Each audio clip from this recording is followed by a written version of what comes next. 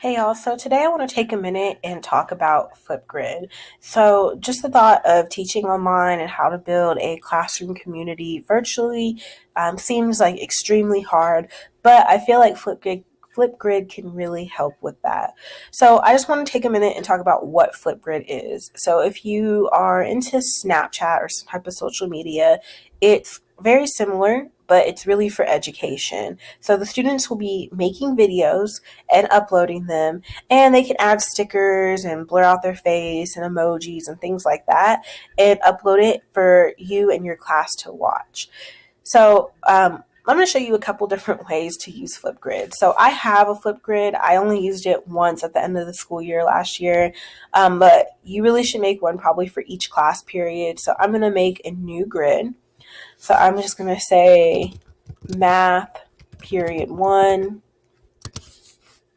And you can see which way you want your students to be able to join. So it makes it very secure and easy for them to join. So for me, I like to pick student email. I don't really want to copy and paste a list of student ID numbers.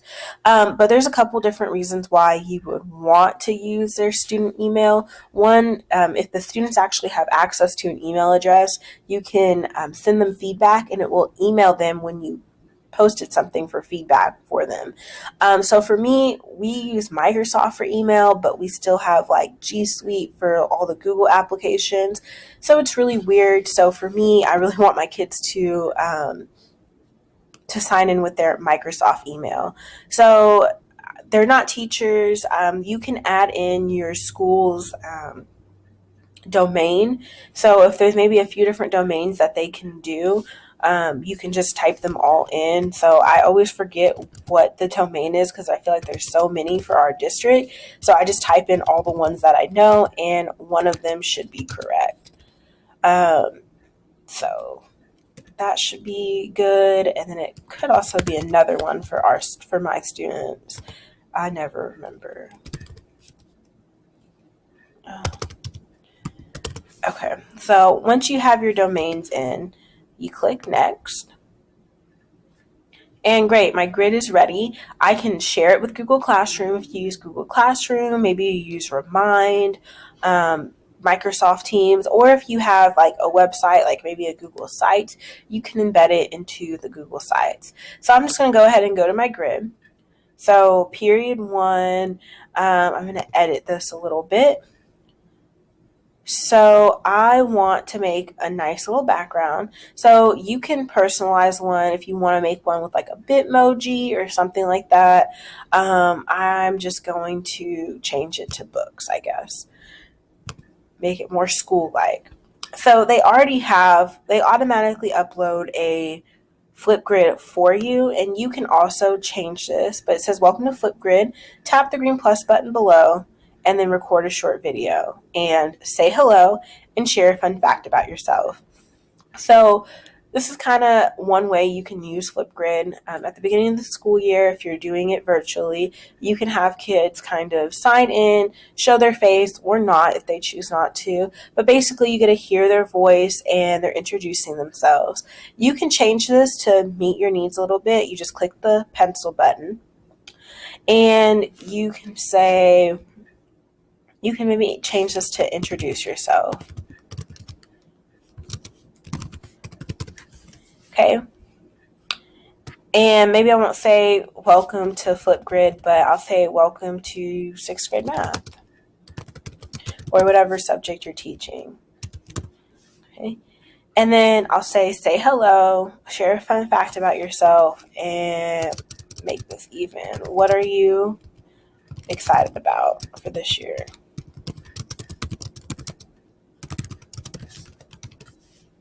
Okay, and so you can give them a certain amount of time to record. So you can record all the way up to 10 minutes, which I'll show you a good reason why you might want to use that. But you can do as little as 15 seconds. It automatically defaults to 1 minute and 30 seconds. So for this, I might say a max about 2 minutes maybe, because you never know, they might get like talkative or something. but you can use video moderation. So basically, you have to just approve videos before they post to the grid. Once they're on the grid, you can see it. Anyone else that's in the class can also see it and like it and watch it. So you can use video moderation to keep them hidden so you can watch them and make sure they're school appropriate. I usually never use moderation settings with my students because I haven't run into that problem.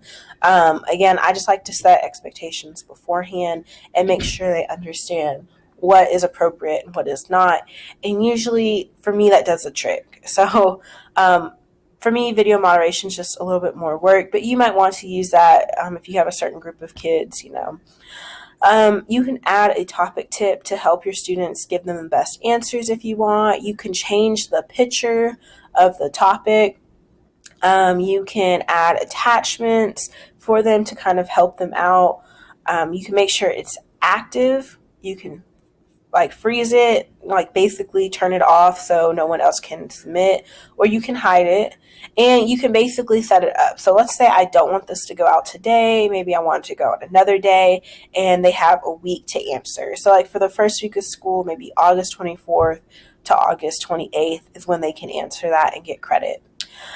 So what they can do is they can do selfies and videos. Maybe you only want them to take a selfie or you only want a video. I'm just going to leave both. They need to add a video title. You're going to show the view count. They can do sticky notes. So what sticky notes are is basically if students want to plan what they're going to say or have a script, they can add a sticky note, which only they can see, and they can read that off. You can allow students to edit their videos so they can clip it, cut it, whatever. Students can upload attachments if they need to.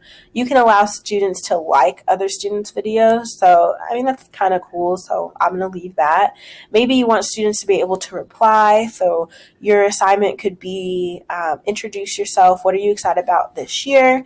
And then you can even say comment. Why is it not going? There it goes. And you can say, when you're done, comment on another student's video. If I could just spell correctly. So I know when I was in college and did some online classes, I spelled it wrong. When I was doing online classes, they would have discussion boards and you would have to introduce yourself and then comment on other people's. So this is kind of like the same thing, except it's a video. So student to student replies, I'll leave that on. You could do basic feedback. You can have custom feedback and add certain criteria, whatever you want. So I'm going to leave all of that. So that's good. So I'm going to update my topic. Okay, and so as a teacher, you can start it off and record your response. So that way when the students join in, they can see you and you have shown that you've introduced yourself as well. So I'm going to click record a response and it's going to pop up this video. I'm going to click allow my microphone and camera. So here's me and I have 2 minutes to record. So here is my sticky notes. So again, with the sticky notes, on the video when they're recording, they can't see this. No one else can see this besides them. So I might need to type some notes. So that might be good to have to help them out. Here we have the topic. So in case when they're recording, they forget what they need to say, they're like, okay, I'll say hello. I'll share a fun fact about myself and what I'm excited about for this year. So that's the topic. And again, you just click on the book for the topic and then you can show it and then you can click it again to get rid of it. Then we have some cool things. So we have filters. So maybe they want this pixelated picture. So in case they don't want to really show their face, they want black and white or whatever type of filter they want. You can add a text, be like, hey y'all. So you can even change the color if you want, the background on it. Maybe I don't want a background. I'm good with this. So I can move this up and I'll be done with that. I can add stickers, which are basically just emojis. So let's see. I thought they would have, okay. There we go, it's loading. So basically they have, different people emojis and whatnot. So if I wanted to upload this one, I've had students make it big enough so where you actually can't see their face. So that's another option for the students because, sometimes they can be shy. They can also draw on here. And I don't know, but here you go. They can draw, which is nice. And then this is really cool. They have a whiteboard feature. So one reason why your Flipgrid might be 10 minutes long is because you want your students to maybe peer teach. So a lot of times when kids would get done with their work early in class and they've mastered it, they've always asked me, can I go help other people? Or they will say, oh, I want to teach. So some kids like that and some kids don't. So this could be an optional activity if you have choice boards for students and when they're done, they can choose what they want to do because everyone likes different things. This could be one of the options. So basically, you could have a 10-minute limit, and they can basically teach what they just mastered. So for me in math, this whiteboard would be really handy and helpful. They could say, hey, if we're going to, take 2 times 5, and that's really basic, but just as an example, they could show them how to work it out if they want to do the lattice method on here. My students, if we're in person, they'll have actual mouses, so it'd be so much easier to do this and whatnot. But this is just a really cool feature if you want them to be able to draw something for whatever reason. And then they can also add a custom sticker or an image. So if they want to, they can pick an image from their computer that they already have or saved from the internet. So again, if they need to record, they just hit record. And it's going to count down, and they're recording. Maybe they're going to clear off the board. Maybe they want to exit out of the whiteboard. Oh, I'm sorry, that's going to exit out of the recording. Maybe they want to clear off the board. Maybe they want to add stickers. Maybe they want to do a chalkboard instead. So they can do a blackboard instead. And I kind of like this a little bit better. It looks different. And they can do all these different types of things. Turn off the whiteboard. Now you see my face. Clear. And when they're done, they can pause it and they can click next. And it's going to count down, and they're recording. They can decide to add more to it. They can trim the video. So there's a couple different options they can do. Once they're done, they're just going to hit confirm. Maybe they want next. And then you can have them take a selfie to be the cover of their video. So maybe they want to do a nice little emoji here. And they'll have like recently used, just like on your phone, you'll have the different emojis recently used. Let's see, I'll do this one.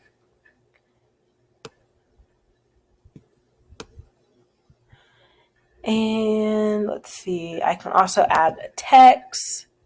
So I might do this one and say,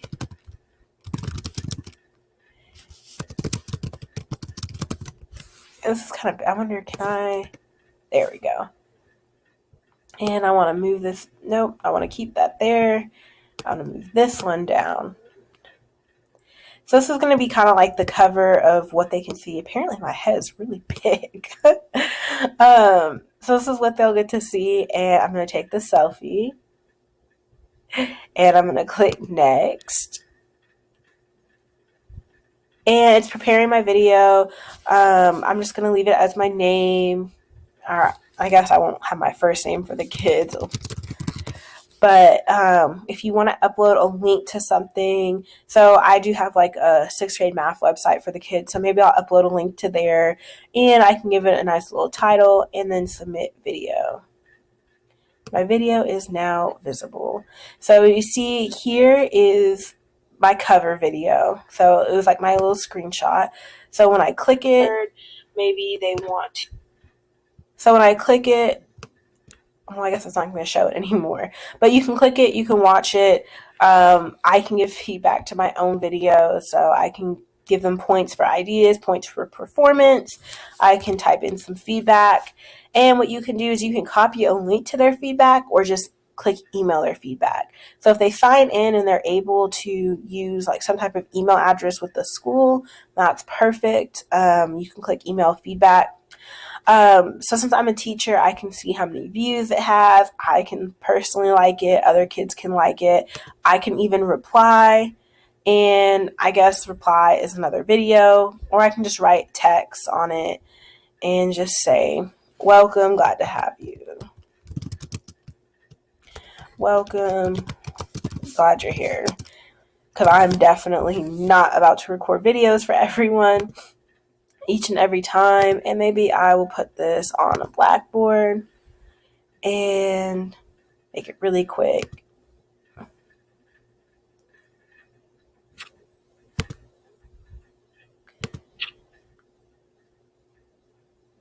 And I really don't want to submit a selfie. I'll just do that. And then there we go. It's going to prepare my video. And I'll say, Bostic, submit video. Maybe they want to exit out. So when there's a reply, I guess I can also see all the replies. I haven't had students actually do this quite yet, but you'll see your replies here. I can feature this video or star it. I can spark the video. So it will create a topic using student videos as a topic resource. So you can do that. You can add a mixtape. Or you can add response to a mixtape. So I can create a mixtape and maybe it could be student teaching. And every time someone records a video of them teaching something, I can add it there. So again, I can add comments. I can also edit mine. I can share it and view my replies. So now if you have other students who have actually, recorded videos or anything, you can see them here. If you want to share a video by any chance, maybe you want to share it with a parent, what their student had said, or even maybe another colleague. I've had a couple of like goodbye Flipgrids that were really, really nice. I had to share it with a couple of my colleagues. It was just so sweet. You can even share a QR code for somebody to watch the video or just email it. But this is basically Flipgrid. Another thing you can do is add topic guest. So if you want to add topic guests, you can have family members or contact experts come in and say something. I could see this being used more for like a virtual career fair, having different careers come in and record themselves and, kind of going over just what they do. For the kids, and the kids can go in and watch it. Maybe if you have a class for like veterinarian school, you can have a veterinarian come on Flipgrid and talk about certain answers or things that y'all are covering in class. So that's kind of what topic guest mode would be. Maybe if you want to make like a goodbye video, like your 8th graders are going to high school, or your seniors are graduating, or 5th grade moving on to 6th grade or whatever. You can have parents come in and record a nice sweet video for them, and maybe even put it all together in a mixtape for them and share that with the kids. But other than that, you can, duplicate the topic. So if I want to put this topic in 2nd, 3rd, 4th, and all those other classes, you can easily. You can move the topic around and whatnot. But that is basically the gist of Flipgrid. I also have an article on 4 reasons to use Flipgrid in the classroom. So it kind of goes over some of the same things that you can do on Flipgrid and just some different ideas. So be sure to check that out. I'll leave that link in the description down below. And if you have any questions, be sure to leave a comment and reach out. I'll be happy to answer them for you. And if you like this video, please give it a thumbs up and be sure to subscribe for more ed tech